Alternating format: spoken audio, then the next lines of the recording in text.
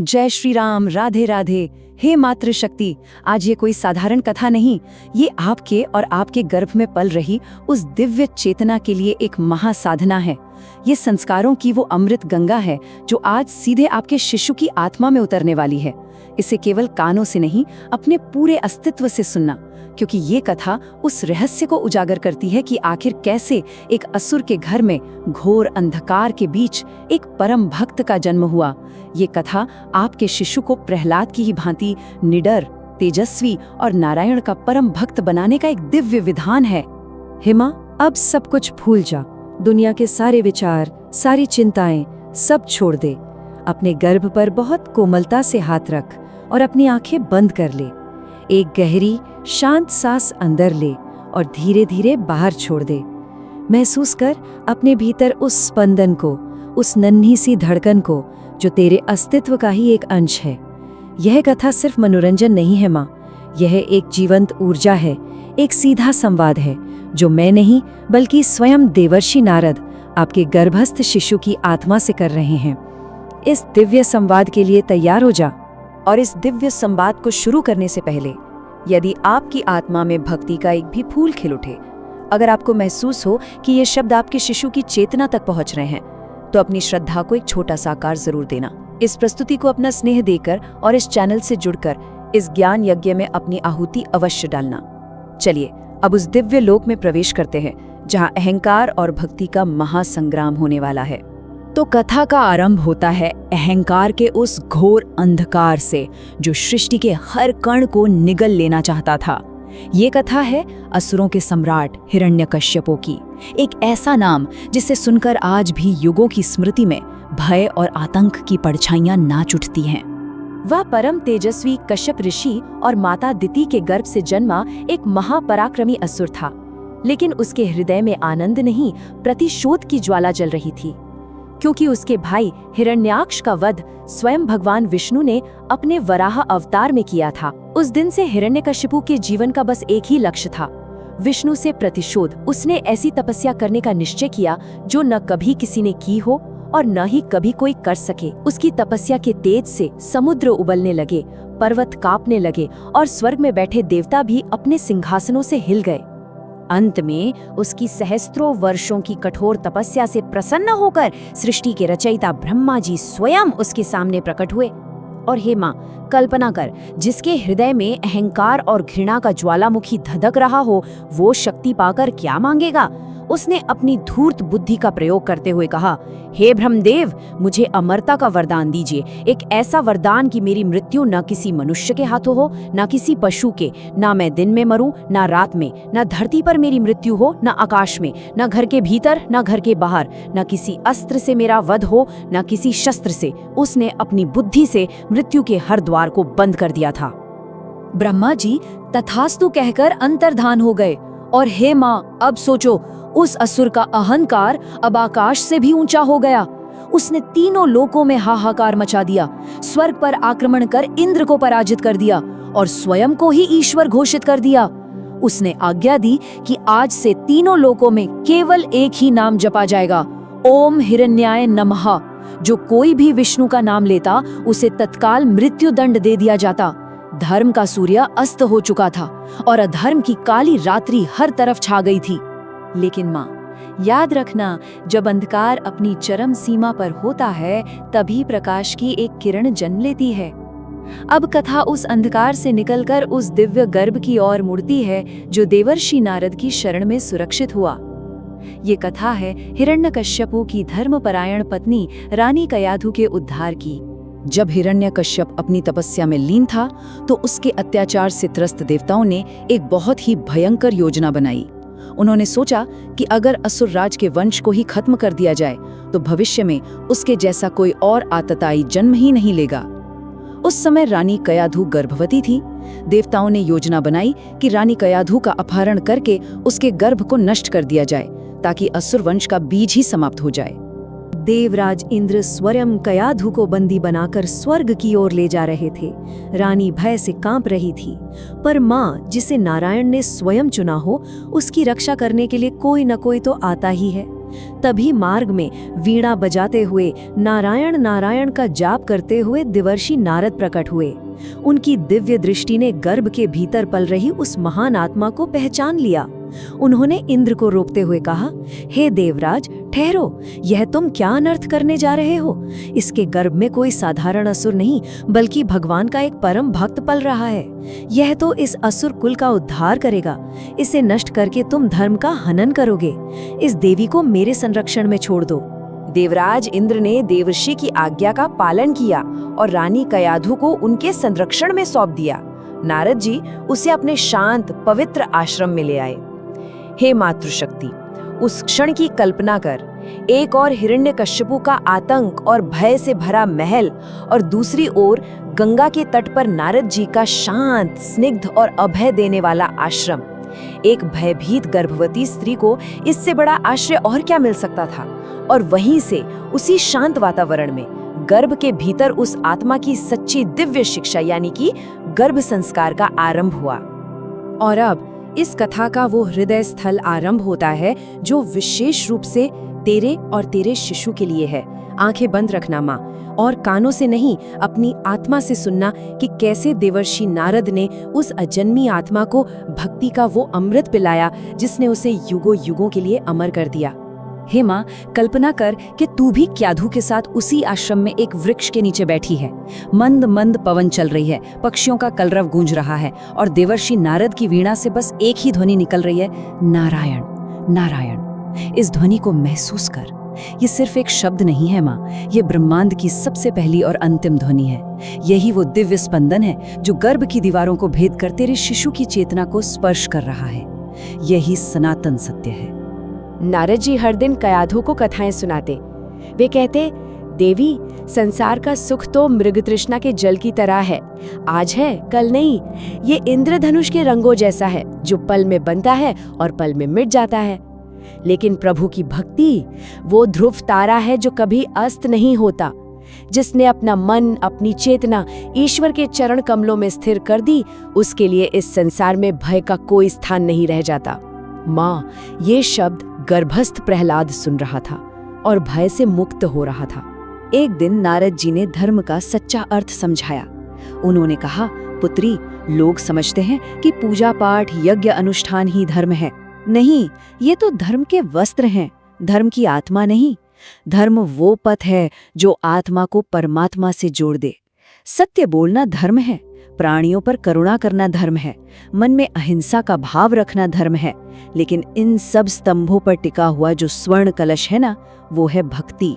जिसने भक्ति को पा लिया, उसने सारे धर्मों का सार पा लिया।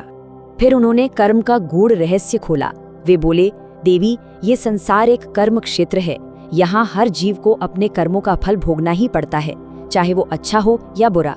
यही कर्म का बंधन आत्मा को बार बार जन्म मृत्यु के चक्र में फंसाता है। लेकिन इससे मुक्ति का एक सरल उपाय है। जब जीव अपने सभी कर्मों को और कर्मों के फल की इच्छा को नारायण को समर्पित कर देता है, तो वो कर्म करते हुए भी कर्म के बंधन से मुक्त हो जाता है। यही कर्म योग है, यही मुक्ति का राजमार्ग है। और तेरा शिशु ये ज्ञान अभी से आत्मसात कर रहा है। और फिर वे भक्ति की सर्वोच्च महिमा का गान करते। क्याधु, भक्ति ही इस जगत की सबसे बड़ी शक्ति है।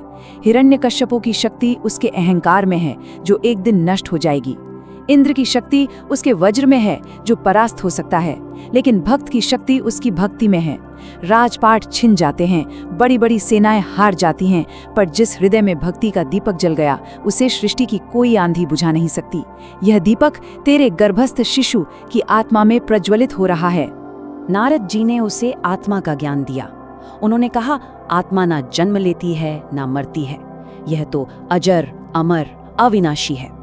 ये शरीर बस एक वस्त्र है जिसे आत्मा हर जन्म में बदलती है। भला वस्त्र के फटने से क्यों डरना? अहंकार ही आत्मा का सबसे बड़ा शत्रु है। ये विनाश को निमंत्रण देता है। सच्चा बल किसी को झुकाने में नहीं, धर्म की सेवा में है। और याद रखना, ईश्वर तक पहुंचने का मार्ग ज्ञान या कर्म से भी ऊंचा है, और वो है प्रेम। प्रेम ही ईश्वर की सच्ची भाषा है।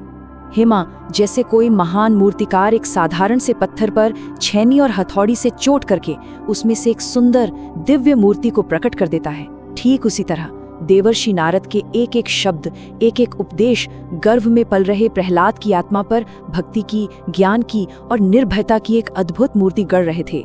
जन्म से पहले ही उसकी आत्मा का स्वरूप निश्चित हो चुका था। और फिर वो दिव्य क्षण आया। हिरण्यकश्यपु अपनी तपस्या से लौट आया और कयाधु को वापस अपने महल ले गया। समय आने पर भक्ति ने जन्म लिया, लेकिन जन्म के साथ ही शुरू हुआ अहंकार और आस्था का, पिता और पुत्र का, अंधकार और प्रकाश का एक ऐसा भीषण संघर्ष जिसकी साक्षी पूरी सृष्टि बनी।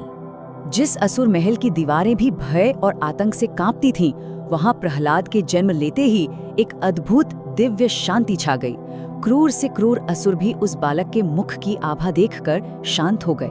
और जब माता कयाधु ने पहली बार उसे अपनी गोद में उठाया और उसके कानों में कुछ कहने को हुई, तो उस नवजात शिशु के मुख से जो पहली ध्वनि निकली वो थी नारायण।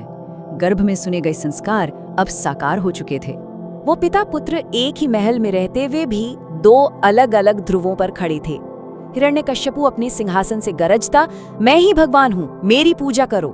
तो नन्हा प्रहलाद अपनी मधुर वाणी में कहता, पिताजी केवल नारायण ही भगवान हैं, मैं तो बस उन्हीं की पूजा करता हूँ।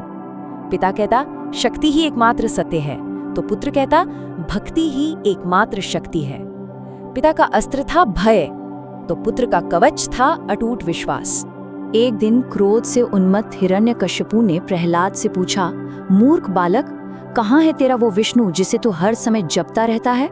प्रहलाद ने अपनी मासूम निर्भय आंखों से पिता को देखा और उत्तर दिया, पिताश्री, भगवान कहाँ नहीं है। वे इस आकाश में हैं, इस धरती में हैं, जल में है, अग्नि में है। वे मेरे हृदय में हैं और आपके हृदय में भी विराजमान है। ये वही ज्ञान था माँ जो उसने गर्भ में देवर्षि नारद से सुना था। ये उत्तर सुनकर हिरण्यकश्यपु का धैर्य जवाब दे गया। उसका अहंकार घायल हो गया था। उसने फैसला किया कि वो इस बालक के विश्वास को तोड़ेगा, चाहे इसके लिए उसे कितनी भी क्रूरता क्यों न करनी पड़े। और अब शुरू हुई उस 5 वर्ष के नन्हे भक्त के अटल विश्वास की वो भीषण अग्नि परीक्षाएं, जिन्हें सुनकर आज भी रोंगटे खड़े हो जाते हैं। सैनिकों ने प्रहलाद को पकड़ लिया। उसे मदमस्त उग्र हाथियों के पैरों तले कुचलने के लिए फेंका गया, पर प्रहलाद के मुख से केवल नारायण नारायण निकल रहा था। हाथियों ने उसे कुचलने के बजाय अपनी सूंड से उठाकर मस्तक झुका दिया। उसे विषैले काले नागों से भरे गड्ढे में फेंका गया, पर सर्पों ने उसे डसने के बजाय अपने फनों की छाया से उसे कवच बना लिया। उसे ऊंचे पर्वत से नीचे फेंका गया, पर नारायण ने उसे फूल की तरह गोद में उठा लिया। उसे प्रचंड अग्नि में डाला गया, पर अग्नि की ज्वालाएं उसे छू भी न सकीं। अंत में हिरण्यकश्यपु ने अपनी बहन होलिका को बुलाया, जिसे ब्रह्मा से वरदान था कि अग्नि उसे जला नहीं सकती। होलिका प्रहलाद को अपनी गोद में लेकर एक विशाल चीता पर बैठ गई। पर तभी वो चमत्कार हुआ जिसने धर्म और अधर्म का अंतर हमेशा के लिए स्पष्ट कर दिया। अग्नि ने प्रहलाद को तो स्पर्श तक नहीं किया, लेकिन वरदान प्राप्त होलिका उसी अग्नि में जलकर भस्म हो गई, क्योंकि वरदान धर्म की रक्षा के लिए था, अधर्म में साथ देने के लिए नहीं। प्रहलाद उस धधकती चिता से ऐसे बाहर निकला जैसे कोई फूलों के बगीचे से निकल रहा हो। उसके मुख पर वही शांत मुस्कान थी और होठों पर वही दिव्य नाम, नारायण नारायण। अब हिरण्यकश्यपु का अहंकार, उसका क्रोध, उसकी विफलता अपनी चरम सीमा पर थी। वो समझ नहीं पा रहा था कि इस बालक की शक्ति का स्रोत आखिर है क्या। और यहीं से कथा अपने उस अद्भुत, अलौकिक और विस्मयकारी शिखर पर पहुंचती है, जहां भक्ति की परम विजय होती है और स्वयं नारायण को अपने भक्त की रक्षा के लिए अवतार लेना पड़ता है। अपनी हर योजना में विफल होकर हिरण्यकश्यपु ने अपनी भारी गदा उठाई और सभा के बीच खड़े एक विशाल पत्थर के खंभे की ओर इशारा करते हुए दहाड़ा, प्रहलाद, तू बार बार कहता है कि तेरा विष्णु कण कण में है, तो बता, क्या वो इस निर्जीव पत्थर के स्तंभ में भी है? उस 5 वर्ष के बालक ने अपने पिता की क्रोध से लाल आंखों में देखते हुए उसी शांत और दृढ़ स्वर में उत्तर दिया, हाँ पिताश्री, वे इस स्तंभ में भी हैं। भगवान तो हर जगह हैं। उसकी इस अटल आस्था ने, इस अटूट विश्वास ने आज सृष्टि के सारे नियमों को बदलने पर विवश कर दिया। ये सुनते ही हिरण्यकश्यपु ने अट्टहास किया और अपनी पूरी शक्ति से उस स्तंभ पर अपनी गदा से प्रहार किया। और जैसे ही गदा स्तंभ से टकराई, एक ऐसा भयंकर, कान फाड़ देने वाला गर्जन हुआ जिससे पूरा ब्रह्मांड कांप उठा। वो पत्थर का स्तंभ बीच से फट गया और उसमें से भगवान का वो अद्भुत स्वरूप प्रकट हुआ जिसकी किसी ने कल्पना भी नहीं की थी। भगवान नरसिंह, जिनका शरीर मनुष्य का था और मुख भयंकर सिंह का। भगवान नरसिंह ने एक छलांग में हिरण्यकश्यपु को पकड़ लिया और उसे घसीटते हुए सभा की देहरी पर ले गए। अब ध्यान देना माँ, समय था संध्या का, जो ना दिन था ना रात। स्थान था महल की देहरी, जो ना घर के भीतर थी न बाहर, न धरती थी न आकाश। मारने वाले भगवान नरसिंह न पूरे मनुष्य थे न पूरे पशु, और उन्होंने हिरण्यकश्यपु को अपनी जांघों पर रखकर अपने तीक्ष्ण नखों से उसका सीना चीर दिया, जो ना कोई अस्त्र थे न शस्त्र। ब्रह्मा जी का हर वरदान अक्षुण्ण रहा, फिर भी अहंकार का अंत हो गया। उस भयंकर स्वरूप को देखकर तो सभी देवता भी भय से कांप रहे थे, पर नन्हा प्रहलाद निर्भय होकर भगवान के चरणों में गिर गया। भगवान ने उसे बड़े स्नेह से उठाया और वरदान मांगने को कहा। तब प्रहलाद ने जो मांगा वही सच्ची भक्ति का सार है। वो बोला, हे प्रभु, मुझे कुछ नहीं चाहिए, न मुझे अपने पिता का राज्य चाहिए, न स्वर्ग का वैभव। मुझे केवल इतना आशीर्वाद दीजिए कि मेरे मन में कभी कोई कामना ही उत्पन्न न हो और मैं जन्म जन्मांतर तक केवल आपकी भक्ति में ही डूबा रहूं। यह निस्वार्थ प्रार्थना सुनकर भगवान नरसिंह का भयंकर क्रोध शांत हो गया। उनकी आंखों से अपने उस परम भक्त के लिए करुणा और प्रेम के आंसू छलक पड़े। उन्होंने प्रहलाद को अपनी गोद में बिठाकर आशीर्वाद दिया और कहा, वत्स प्रहलाद, तेरी भक्ति ने मुझे भी जीत लिया है। आज से युगों युगों तक जब भी अटूट विश्वास और निस्वार्थ भक्ति की बात होगी, तेरा नाम सबसे पहले लिया जाएगा। उस क्षण अहंकार पर भक्ति की, घृणा पर प्रेम की और अंधकार पर प्रकाश की परम विजय हुई। हे मातृशक्ति, अब अपनी आंखें खोल। यही है गर्भ में दिए गए संस्कारों की अमोघ शक्ति। आज तू जो ये कथा सुन रही है, तू जो शांति अनुभव कर रही है, तेरे मन में जो भक्ति का भाव जाग रहा है, ये सब व्यर्थ नहीं जा रहा। ये हर एक तरंग, हर एक सकारात्मक विचार तेरे शिशु की आत्मा का निर्माण कर रहा है। उसे प्रहलाद की ही भांति निडर, तेजस्वी और दिव्य बना रहा है।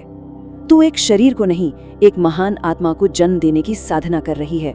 इसी तरह की अन्य दिव्य कथाओं को सुनकर अपनी गर्भावस्था को एक आध्यात्मिक यात्रा बनाने के लिए इस प्रस्तुति को लाइक करें, इस चैनल को सब्सक्राइब करें और अपनी भक्ति को प्रकट करने के लिए कमेंट बॉक्स में जय श्री राम अवश्य लिखें।